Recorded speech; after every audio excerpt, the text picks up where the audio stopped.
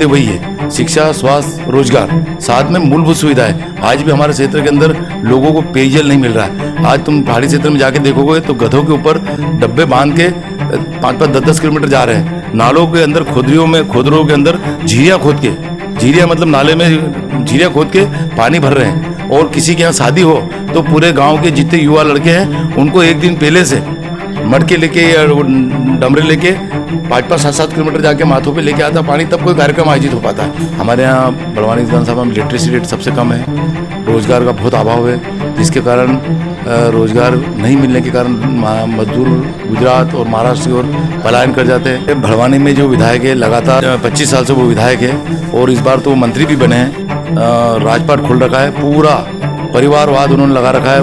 पूरे परिवार के सदस्य उनके, जिला पंचायत अध्यक्ष देख लो, नगर पालिका में उनके रिश्तेदार देख लो, पलसुद में नगर पालिका अध्यक्ष पूर्व उनकी लड़की थी, इस प्रकार से बहन जिला पंचायत, इस तरह से पूरे परिवारवाद को उन्होंने राजनीति में उठा दिया और राजनीति में ही वो परिवारवाद के माध्यम से काम करते हैं। बड़े बड़े बातें करते, बड़े बड़े दावे करते, लेकिन जमीन धरातल पर कुछ नहीं है। उन्होंने यहाँ कोई ऐसी सौगात नहीं दी, यहाँ ऐसा कोई विकास कार्य नहीं किया जिसको उनको हम उपलब्धि मान सके। लेकिन उज्ज्वला की गैस टंकी भराने के पैसे नहीं है, लोगों ने चूल्हे को नीचे रख दिया और टंकी को कुर्सी बना के बाहर पटक दिया। नमस्कार, हमारे साथ हैं आज राजेंद्र मंडोई जी, जो कि बड़वानी से कांग्रेस से दावेदारी कर रहे हैं। आइए उनसे जानते हैं कि वो इस बार क्या उनके मुद्दे हैं और किन मुद्दों पर वो चुनाव लड़ रहे हैं। राजेंद्र जी, स्वागत है आपका खबर सेतु टीवी में। Thank you. राजेंद्र जी, आपने यहाँ से दावेदारी की है कांग्रेस से? हाँ, मैंने कांग्रेस पार्टी से बड़वानी विधानसभा के लिए दावेदारी करी है। और हमारे जो बड़वानी विधानसभा क्षेत्र है वो अत्यंत पिछड़ा हुआ क्षेत्र है और दुर्गम पहाड़ी क्षेत्र है और नर्मदा वैली लगी हुई है। इस क्षेत्र के अंदर आज भी शिक्षा, स्वास्थ्य और मूलभूत सुविधा से लोग वंचित है। हमारे यहाँ बड़वानी विधानसभा में लिटरेसी रेट सबसे कम है, रोजगार का बहुत अभाव है, जिसके कारण रोजगार नहीं मिलने के कारण मजदूर गुजरात और महाराष्ट्र की ओर पलायन कर जाते हैं। और आज तुम देखोगे गाँव में, तो गाँव में लोग घरों के अंदर कांटे डाल के बागड़ बनाकर पूरे परिवार सहित गुजरात और महाराष्ट्र मजदूरी करने के लिए चले गए। तो और यहाँ इससे शिक्षा का स्थिति भी इतनी ख़राब है कि बच्चों को शिक्षा नहीं मिल रही है, बच्चे शिक्षा से वंचित है। कहीं तो पलायन हो जाने के कारण बच्चे अपने माता पिता के साथ चले जाते हैं और कई बच्चे जो दुर्गम क्षेत्र में स्कूलें नहीं हैं, वहाँ शिक्षक, जहाँ स्कूल है वहाँ शिक्षक नहीं पहुँचता, इसलिए उनको शिक्षा भी नहीं मिल पाती। स्वास्थ्य सुविधा की बात करें तो हमारे बड़वानी जिले में ज़रूर जिला चिकित्सालय है, लेकिन जो दूरस्थ पार्टी ब्लॉक है जिसमें 45 पंचायत और 110 गांव है, इधर सिलाव क्षेत्र है, वहाँ कोई सामुदायिक भवन, एक सामुदायिक भवन है और उप स्वास्थ्य केंद्र 3 है, लेकिन वहाँ न तो डॉक्टर है न स्टाफ है। 145 गांव के और 110 गांव के लोग सिर्फ 2-3 डॉक्टरों के भरोसे चल रहा है। तो वहाँ मतलब स्वास्थ्य की कोई सुविधा नहीं है। और हमारे इस एरिया में क्या है, सिकल सेल के नाम की बीमारी भी बहुत चल रही है और जो प्रसव होता है वो एक तरह से हॉस्पिटल में कराए जाने के लिए सरकार बड़े बड़े दावे करती है, लेकिन हमारे यहाँ दुर्गम क्षेत्र के अंदर पहुँच नहीं पाती है। लोगों को आज भी कोई बीमार पड़ जाता है तो झोली बनाकर संपर्क सड़क तक जाना पड़ता है, उसके बाद वो अस्पताल पहुँच पाते हैं। जी, मेरा एक सवाल, यहाँ जो वर्तमान विधायक हैं बीजेपी के हैं, उनका कहना है कि हमने बहुत विकास किया है, विकास से गंगा बह रही है। हमारे भड़वानी में जो विधायक है लगातार 25 साल से वो विधायक है और इस बार तो वो मंत्री भी बने हैं और बड़े बड़े दावे करते हैं, लेकिन उन्होंने बड़वानी के अंदर एक तरह से अपना राजपाट खोल रखा है। पूरा परिवारवाद उन्होंने लगा रखा है। पूरे परिवार के सदस्य उनके, जिला पंचायत अध्यक्ष देख लो, नगर पालिका में उनके रिश्तेदार देख लो, पलसुद में नगर पालिका अध्यक्ष पूर्व उनकी लड़की थी, इस प्रकार से बहन जिला पंचायत, इस तरह से पूरे परिवारवाद को उन्होंने राजनीति में उठा दिया और राजनीति में ही वो परिवारवाद के माध्यम से काम करते हैं। बड़े बड़े बातें करते, बड़े बड़े दावे करते, लेकिन जमीन धरातल पे कुछ नहीं है। उन्होंने यहाँ कोई ऐसी सौगात नहीं दी, यहाँ ऐसा कोई विकास कार्य नहीं किया जिसको उनको हम उपलब्धि मान सकें। लेकिन बीजेपी कह रही है कि हम नई नई योजनाएं निकाल रहे हैं, हम विकास करने के तत्पर हैं। ऐसे में बड़वानी क्या कहती है? बड़वानी में आप क्या सोचते हैं? भारतीय जनता पार्टी के शासन में कौन सी ऐसी योजना है? जैसे उज्ज्वला की बात करते हैं कि हम उज्ज्वला योजना दिया है। अब हमारे इस ग्रामीण क्षेत्र में उज्ज्वला के कनेक्शन आपने जरूर दे दिए, लेकिन उज्ज्वला की गैस टंकी भराने के पैसे नहीं है। लोगों ने चूल्हे को नीचे रख दिया और टंकी को कुर्सी बना के बाहर पटक दिए।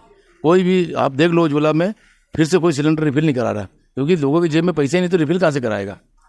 और दूसरी बात, प्रधानमंत्री सम्मान निधि की बात करते कि हमने किसानों खाते में 2-2 हज़ार रुपये डाले, लेकिन ये बताओ कि खाद और बीज इतना महंगा हो गया कि वो जो यूरिया खाद, जो डीएपी खाद जिस भाव मिलता था आज 3 गुना 4 गुना रेट हो गए, तो किसानों की जेब से तो लूट रहे हैं। साथ में आज हमारे क्षेत्र में फसल की बात करें तो फसल का कोई मुआवजा नहीं, फसल के कोई दाम बन नहीं रहे। और अभी पिछले दिनों एक सरकार द्वारा प्रायोजित विपदा हमारे इस बड़वानी क्षेत्र में आई थी। आप जानते हो कि सरदार सरोवर डैम जो गुजरात में बना है उसका अंतिम लेवल 138 मीटर है और ऊपर बरगी बांध है, ओंकारेश्वर डैम है, इस पर 3-4 डैम ऊपर है। तो ऊपर के डैम को यहाँ पर ओंकारेश्वर के अंदर आदिनाथ जी की मूर्ति जो भगवान ने अपने उनकी बनाने के चक्कर में डैम में पानी भर रखा और गुजरात वालों ने मुख्यमंत्री प्रधानमंत्री मोदी के जन्मदिन के लिए बांध को भर रखा। अचानक इधर से पानी बांध का छोड़ा और फिर उधर के गेट नहीं खुले गुजरात में सरदार सरोवर के, तो जिसके कारण जो 138 मीटर लेवल को पार करके 145 मीटर हो गया।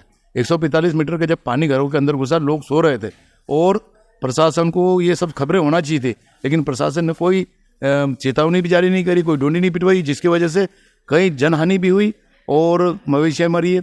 हमारे पिछोड़ी गांव में 1 व्यक्ति की मृत्यु हुई, बड़दा में 2 व्यक्ति की मृत्यु हुई है। इसके अलावा कई गाँव में भैंसिया जानवर मरे, लोगों को खाद्यान्न पूरा जलमग्न हो गया। लेकिन हमारे यहाँ न सांसद, न राज्यसभा सांसद, न मंत्री कोई इस नर्मदा क्षेत्र में जाकर दौरा किया, न कोई उनके सर्वे करवाए, न उनके कोई पंचनामे बनवाए, कोई राहत सामग्री उनको नहीं पहुँचाई है। आपने कहा कि यहाँ पर बीजेपी में परिवारवाद चलता है, वंशवाद चलता है। बड़वानी में भी लगातार एक ही व्यक्ति को बीजेपी से टिकट मिल रहा है, तो क्या कोई ऐसा नेता नहीं है या ताकि बीजेपी में ही आपसी में गुटबाजी होकर एक ही व्यक्ति को लगातार बनाया जा रहा है? क्या अभी क्या है कि हमारा इस बड़वानी विधानसभा क्षेत्र लिटरेट नहीं रहा, बहुत अनपढ़ रहे। तो क्या हुआ कि जब हमारे इंदिरा गांधी के ज़माने में जो वन अधिकार के पट्टे बटे थे, उसके बाद डॉक्टर मनमोहन सिंह जी प्रधानमंत्री थे, तब वन अधिकार के पट्टे बटे।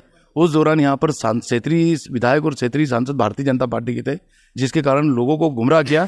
और जब पट्टों का वितरण हुआ तो वो उनके हाथों से हुआ, तो जो हमारे गरीब आदिवासी लोग जो जंगलों में रहते हैं वो ये सोच रहे हैं कि इन्होंने हमको पट्टे दिए, इन्होंने हमको जमीन दिया, इसके लिए वो वोट करते हैं। लेकिन अब धीरे धीरे जनजागृति आ रही, गाँव में भी थोड़े थोड़े लड़के पढ़े लिखे हो गए, तो वो देश दुनिया में क्या हो रहा है वो समझ रहे हैं, तो इस बार परिवर्तन पक्का है जी। आपके क्या मुद्दे रहेंगे इस चुनाव में? हमारे बड़वानी विधानसभा में बेसिक मुद्दे वही है, शिक्षा, स्वास्थ्य, रोजगार, साथ में मूलभूत सुविधाएं। आज भी हमारे क्षेत्र के अंदर लोगों को पेयजल नहीं मिल रहा है। आज तुम पहाड़ी क्षेत्र में जाके देखोगे तो गधों के ऊपर डब्बे बांध के 5-5, 10-10 किलोमीटर जा रहे हैं। नालों के अंदर खोदरों के अंदर झीरिया खोद के, झीरिया मतलब नाले में झीरिया खोद के पानी भर रहे हैं। और किसी के यहाँ शादी हो तो पूरे गाँव के जितने युवा लड़के हैं उनको एक दिन पहले से मटके लेके या डमरे लेके 5-5, 7-7 किलोमीटर जाके माथों पे लेके आता पानी, तब कोई कार्यक्रम आयोजित हो पाता है। तो इस प्रकार से हमारे यहाँ बहुत मूलभूत सुविधा नहीं है। हाल ही में आपने माँ नर्मदा की आरती की और एक संकल्प भी लिया था, क्या था वो संकल्प? हमारे माँ नर्मदा हमारे मध्य प्रदेश की जीवन दायिनी है और बड़वानी विधानसभा क्षेत्र में तो बहुत लंबे क्षेत्र में नर्मदा बहती है और नर्मदा से ही हमारे लोगों को उनकी फसलों का सिंचित होती है, पेयजल मिलता है, जानवरों को पानी मिलता है और मछलियाँ मिलती है। तो ये पूरा एरिया जो नर्मदा का क्षेत्र है वो बड़ा सक्षम था, वो आर्थिक रूप से संपन्न था, लेकिन ये डैम बनने के कारण उनको पूरी तरह से उनकी हालत ख़राब कर दी है।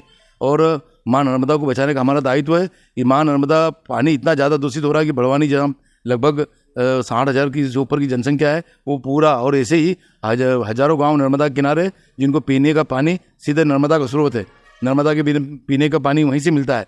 तो ये नर्मदा दूषित हो गई, यहाँ केमिकल मिल गया है, पानी इतना दूषित हो गया कि अब पीने लायक नहीं रहेगा, तो फिर लोगों का जीवन कैसे चलेगा? तो माँ नर्मदा का सबसे पहले प्रदूषण मुक्त करना चाहिए। माँ नर्मदा को स्वच्छ, साफ, अविरत वो चलती रहे, ऐसा काम होना चाहिए और माँ नर्मदा की रक्षा होगी तो ही मानवों की रक्षा हो पाएगी।